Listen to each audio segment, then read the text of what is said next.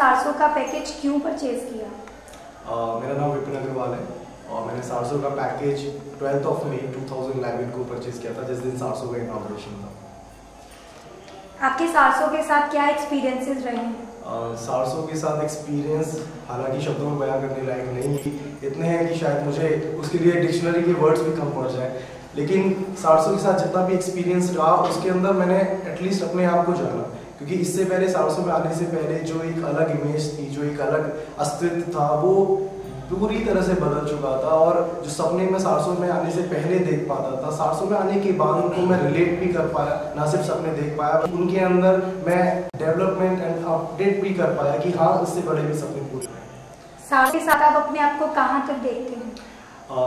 मुझे लगता है कि जब तक मैं हूँ तब तक मैं अपने आप को सारसो के साथ देखता हूँ, और सारसो बात भी ऑब्वियसली बातें आगे रहेगी।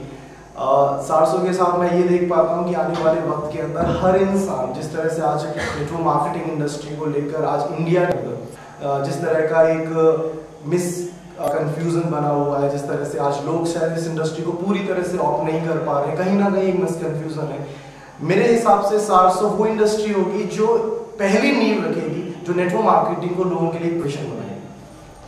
सारसो गुडनेस फाउंडेशन का निर्माण पहले दिन से हुआ, अभी तक आपके क्या योगदान रहे? वैसे सारसो गुडनेस फाउंडेशन जिस दिन लॉन्च हुआ था, जैसा सभी सीनियर्स ने बोला, गुलशन सर ने बोला, उसी तरह से सारसो गुडनेस फाउंडेशन के थ्रू काफ़ी ज़्यादा एक अटैचमेंट हुआ।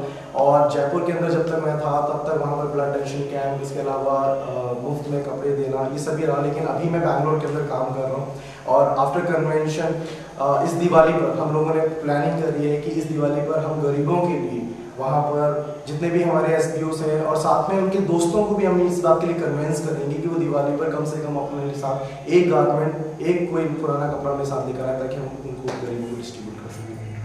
आपका जीवन में क्या लक्ष्य है? जीवन में लक्ष्य अभी तक जो डिसाइडेड है वो पेरेंट्स को लेकर, फैमिली को लेकर है, कि जितने भी ड्रीम्स शायद वो मेरे ड्रीम्स को पूरा करने में कॉम्प्रोमाइज़ कर पाए, मैं उनको पूरा कर पाऊँ, ना सिर्फ उनका पूरा कर पाऊँ बल्कि आने वाली ज़िंदगी के साथ मुझे कॉम्प्रोमाइज़ ना करने पड़े, कि मैं उनके ड्रीम्स किसी भी वजह से पूरा करने की वजह से अपने ड्रीम्स कहीं ना कहीं कॉम्प्रोमाइज़ कर पाऊँ। तो सारसो के साथ ये लक्ष्य और ज़्यादा बड़ा हो जाता है, और ये लक्ष्य फिर आने वाले टाइम के अंदर ऑब्वियसली बात है अपडेट होता रहेगा। सारसो में आने के बाद आपने क्या तब्दीली आई? सारसो में आने के बाद मैं सिर्फ यही कहूँगा कि जो विचार मुझे मेरे पेरेंट्स के द्वारा दिए गए थे, सबसे अच्छा लगा कि उन विचारों की सुरक्षा के लिए मेरे को एक एनवायरनमेंट मिल पाया। सारसो के अंदर तब्दीलियों की बात करें तो ऐसे बहुत छोटे छोटे कॉन्सेप्ट जो हमें फर्स्ट क्लास के अंदर, सेकंड क्लास के अंदर स्टोरी के माध्यम से सिखाए गए थे, उनको जीवन के साथ रिलेशन बताया गया। Honesty is the best policy के लिए बहुत किताबें पढ़ी थी, लेकिन सिर्फ मार्क्स लाने के लिए, लेकिन उसे सारसो में आने के बाद बताया गया कि हमारे जीवन के अंदर किस तरह से काम कर पाती है। मीटिंग के अंदर जब हमने ये बात सुनने में आई कि एथिक्स क्या होते हैं, ईमानदारी, सच्चाई, नेक दिली, प्यार, जुनून, जो कि शायद मेरी जैसी उम्र के लोगों के लिए एक मजाक बन सकता है अगर वो इस चर्चा का विषय करे तो, लेकिन सारसो जैसे एनवायरनमेंट के अंदर अगर गुड फील होता है कि एटलीस्ट हम इस एनवायरनमेंट के अंदर इस तरह की बातों को कर भी पाते हैं, और शायद इससे हमारी फैमिली के अंदर हमारे लिए जो एक इमेज है वो ऑब्वियसली बात है बहुत ज़्यादा बढ़ती है। Thank you sir. Thank you so much. आपका नाम और आप सारसो